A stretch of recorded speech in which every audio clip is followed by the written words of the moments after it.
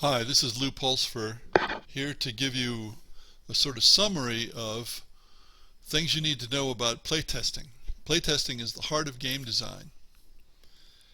The playtesting chapter in my book, Game Design, is the longest by far because it is the heart of game design.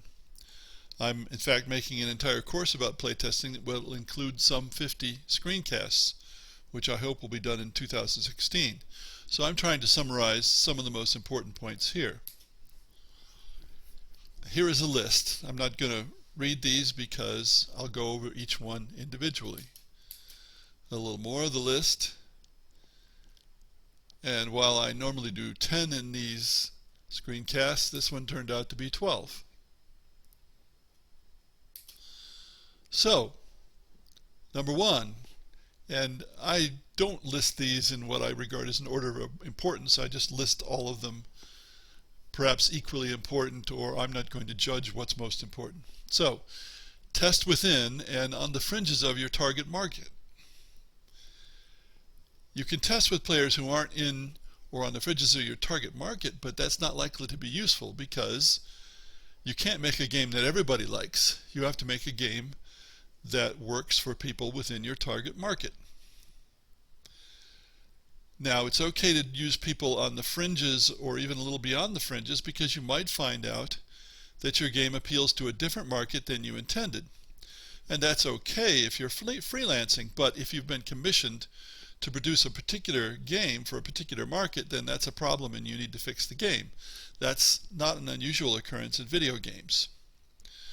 So a few tests outside your target market can be illuminating, but generally stay in your market.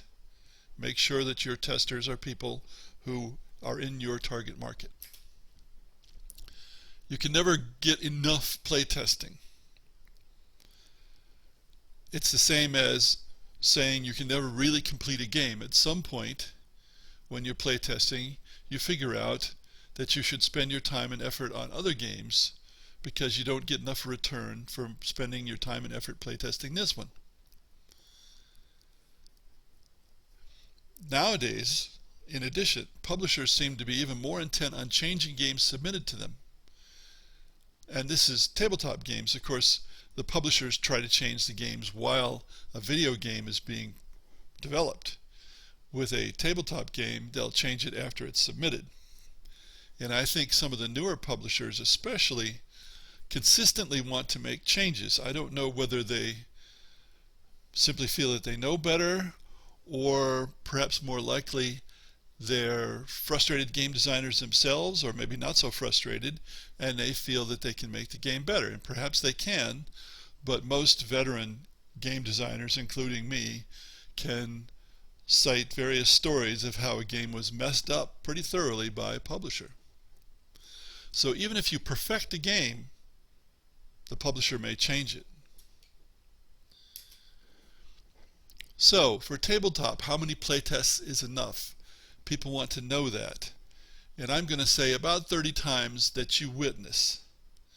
Now, if it's a long game, you're going to playtest it fewer times but more hours than with a short game. Clearly, if your game lasts 15 minutes, you're going to playtest it more than 30 times if it's a worthwhile game. Of course, me being the person speaking here, it's hard to believe that a 15-minute game is going to amount to much unless it can also be played 30 minutes or 45 minutes, something like that. Also, when you're testing, some games come together quickly and others require a lot of changing over time. That doesn't mean that the ones that come together quickly are going to end up being better games. It doesn't mean that the ones that require a lot of time and a lot of changes are going to be better games. It's just that that's the way it works out. My most playtested games are often the ones that require the most drastic changes in general. So I'm only going to say about 30 plays that you witness can be a benchmark if you're submitting to a publisher. Now, the law of diminishing marginal returns is a practical limit. And that is that the amount of time and effort you need to make any improvement is more than the improvement is worth, at least for the time being. You may put the game aside for 6 months and playtest it some more and figure out ways to improve it that make that playtesting worthwhile, or you may not. But at some point, the diminishing returns are going to set in and get worse and worse as time passes. And that's inevitable with almost any kind of creative work that you make. I've known people who were perfectionists and would work on something an inordinate amount of time. Inordinate because they really weren't improving it, they just couldn't break themselves away from it. I am not a perfectionist. I like things to be well done, but at some point, perfectionism is a sort of disease where you are spending a lot of time and not getting a sufficient return for it. Keep in mind that playtesting is part of an engineering or project management cycle. So you have the cycle of plan, you make the plan, which is the map out of your intentions. Then you execute the plan, which is to create and modify the game. You monitor how that works out in reality. You observe people playing the game. You control what's happened. In other words, you analyze what went wrong or not in accordance with the plan, and you figure out ways to get things fixed. Then you replan to modify in light of your experience and your intentions, and you start again. Execute the plan, monitor results, control it, replan, execute the plan, and so forth. And you keep doing that until the law of diminishing marginal returns sets in. Solo test your game before you inflict it on other people. The first time just about any game is played, it will almost certainly suck. I won't say every single time, but almost all the time. So, test the game yourself before you ask others to play. You can find the worst problems, and you can fix them before other people play the game. They'll enjoy it more, they'll be more likely to playtest your games, and you'll perhaps look smarter because you've gotten rid of the really bad glitches before anybody else played. So I play a game solo somewhere between 1 to 3 times usually, and in a few cases upwards of a dozen times, before I'll ask even my regular playtesters to try the game out. Testing runs in stages. Some people like to use the terms alpha, beta, and even gamma testing, but there's no agreement about what those terms mean.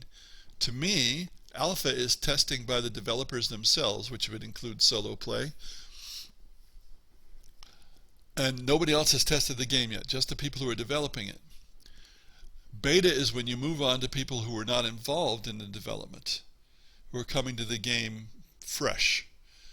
And they will find things that the alpha testers did not, because the alpha testers are too familiar with the game. Then gamma testing, which is something of recent vintage, and is mainly something that happens with video games, is games that are released early or released so that the public can play test them, and then they are modified drastically sometimes after that playtesting. And that includes playtesting after an official release. So you can have early releases where, at least theoretically, it's still in testing, or you can have actual releases, but what it amounts to in both cases is the developers are using the players as testers, even though the players have already paid for the game if it's a game that you pay for.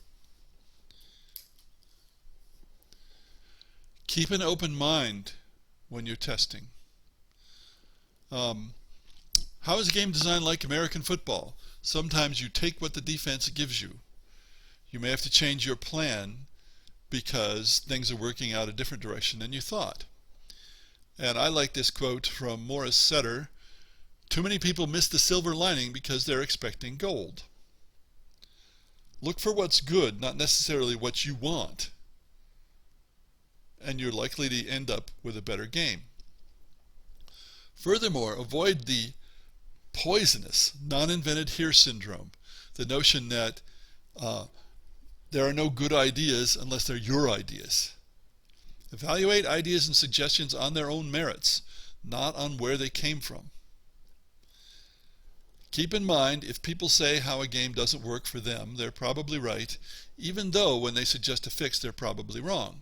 But not certainly, and so you need to keep an open mind, pay attention to what they say, even if you have good reasons for saying, well, that wouldn't work because of such and such, or you come up with something better than their suggestion. If you don't listen to people who playtest, then why are you bothering to playtest? Now, I've discussed playtesting at great length in my audiovisual class, Learning Game Design, and this will be the subject of a separate, much longer class than that section in Learning Game Design, probably in 2016, and you can get more information and discount coupons for the classes at pulseforgames.com. Thanks for listening.